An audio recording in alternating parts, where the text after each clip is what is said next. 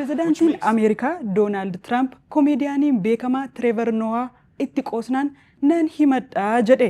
Tiraamp Noo'aa qophaa'ii abukaatoo koon sitti ergaa qoosaan kee farra baata waan jedhu fakkaatuun miidiyaa hawaasaa isaa dhuunfaa Truth Social irratti barreesse. Sirna badhaasaa Giraamii weellistoonni bebbeekamoo Ameerikaa fi kaan irratti argaman kan geggeesse Tireevar Noo'aa waa'ee Tiraamp maal jedhee qoose? Badhaasni muuziqaa filatamaa bara kanaa badhaasa Giraamii artistiin hundi barbaadudha.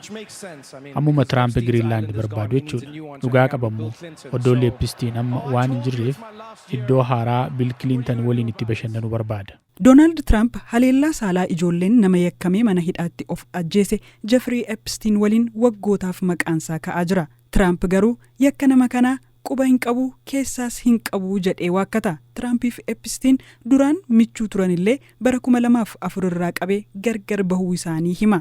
Galmeewwan Jeffrey Epstein kan waajjira haqaa Ameerikaan gadhiifamaa jiran keessatti maqaan Tiraamp albaayyee haa eeramuyyuu malee odola dhuunfaa Epstein deemee beekuusaaf waan akeeku hin jiru. Miidhaa Jeffrey Epstein irraa kanneen hafanis hamma yoonaa Tiraamp irratti himannaan banan hin jiru. Waajjirri haqaa Ameerikaas himannaawwan irratti ka'an kan bu'uura hin qabnee fi sobaa jedhe. Tiraamp qoosaa Tireevar Noo'aa sirna badhaasaa Giraamii irratti dubbateef abukaatoonni isaa akka himatan dubbateera. Odola Jeffrey Epsteinitti deemee yeroo dabarsaa kan ture dubbate. Garuu ani kanan goone. Inni ammoo nama gatii hin qabne. Bubbee wayiiti. Yeroo Giraamii dhiyeessaa ture waan dansaan dalagne. Giraamii sanas walakkaasaa daawwadheera. Waanuma laalamuyyuu hin qabu. Akkatti waltajjii gaggeessuus badaa miti. Waa'ee koo fi Jeffrey Epstein dubbateera. Ani immoo keessaan qabu. Waajjirri haqaa faayiloota miliyoona 3 gadhiisaniiru. Garuu harki koo keessa hin jiru jedhe. Epstein akkan filannoo hin mo'anneef barreessaa tokko waliin irratti korachaa ture jedha. Asirratti akkan nama kana wajjin homaa hin qabne baruu dandeessa. Doonaald Tiraamp waan Tireevar Noo'aa waa'ee koo dubbate sirrii miti.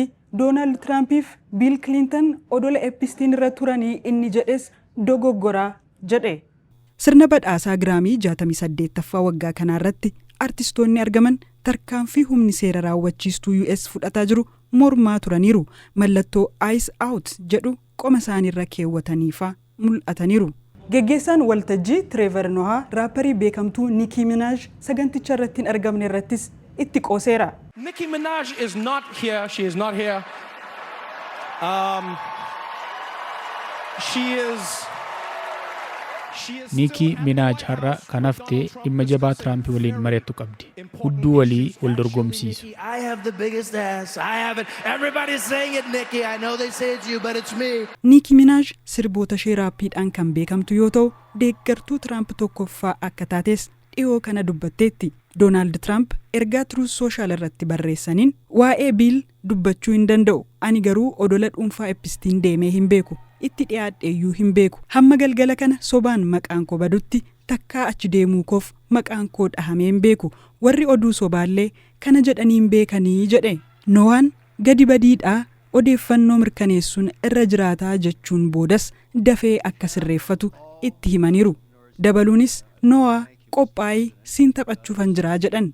Epstein namni haleellaa saalaa ijoolleen yakkamaa ta'e Niiwuork keessatti bara 2019tti lubbuunsaa darbe.